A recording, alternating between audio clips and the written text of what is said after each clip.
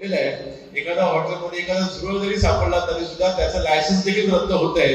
आपल्या महाराष्ट्रामध्ये जी काही कारवाई चालू आहे, नक्कीच आज तुकाराम मुंडे साहेबांना आम्ही पूर्णपणे फ्रीडम दिलेला आहे की तुम्ही जितके जास्त कारवाई करता तितके कारवाई करा, याच्यामध्ये आम्ही अजिबात आडवे येणार नाही.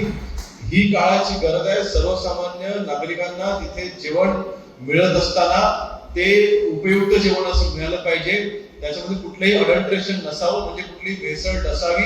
आज दुधावरची भेसळ असू द्या किंवा मिठाईची भेसळ असू द्या, किंवा एखाद्या हॉटेलमध्ये आपण जेवायला बसलो की आपण हाताने जेवतो, हाताने जेवल्यानंतर 2 दिवस तरी ते हात लाल असतात, असे काही हॉटेलला आपल्याला जेवण खायला मिळतात पाहायला मिळायचे.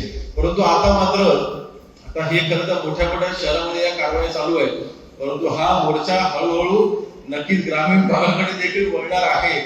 ज्या ठिकाणी पर्यटन मोठ्या प्रमाणामध्ये आहे त्या ठिकाणी अर्थातच हॉटेल्स जास्त आहेत.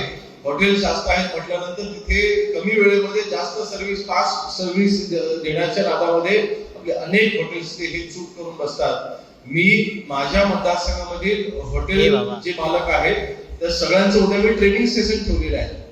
फूड अँड ड्रग डिपार्टमेंटच्या मार्फत मी एक आंतरराष्ट्रीय स्तराच्या ज्या कंपनीज आहेत त्या मार्फत माझ्या मतदारसंघामध्ये असलेल्या, कारण शेवटी माझा देखील आपला जो मतदारसंघ आहे दापोली, लाखोच्या संख्येने पर्यटक येतात, हजारोच्या संख्येने हॉटेल आहेत. या सर्व हॉटेल मालकांच्या सोबत आणि हॉटेलमध्ये जे शेफ्स आहेत जे जेवण तयार करतायत किंवा त्यांच्या हाताखाली असलेला जो सपोर्टिंग स्टाफ आहे, या सगळ्यांना घेऊन, आणि बहुतांश ठिकाणी आपल्याला पाहायला मिळतं की आपल्या कोकणामध्ये हॉटेलमध्ये काम करणारे जे सहाय्यक जो सपोर्टिंग स्टाफ असतो तो त्या गावामध्ये एक आपल्या गृहिणी असतात, आपल्या महिला भगिनी तिथे जास्त असतात. आणि या सगळ्या हॉटेल धारकांना योग्य ते प्रशिक्षण मिळालं पाहिजे.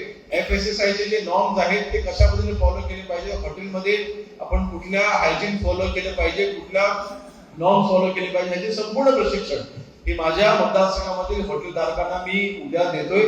मला वाटतं चिपळूणमध्ये देखील आपल्या कॉलेजची टायअप करून, आपल्या लीगल इन्स्टिट्यूटची टायअप करून चिपळूणमध्ये देखील जेवढे हॉटेल मालक आहेत त्या सगळ्यांना देखील हेच ट्रेनिंग आपण आपल्या तालुक्यात देखील आपल्या कॉलेजला जाऊन आपण त्याचं आयोजन आपण करू आणि आपण सोबत हे प्रशिक्षण आपण घेऊया.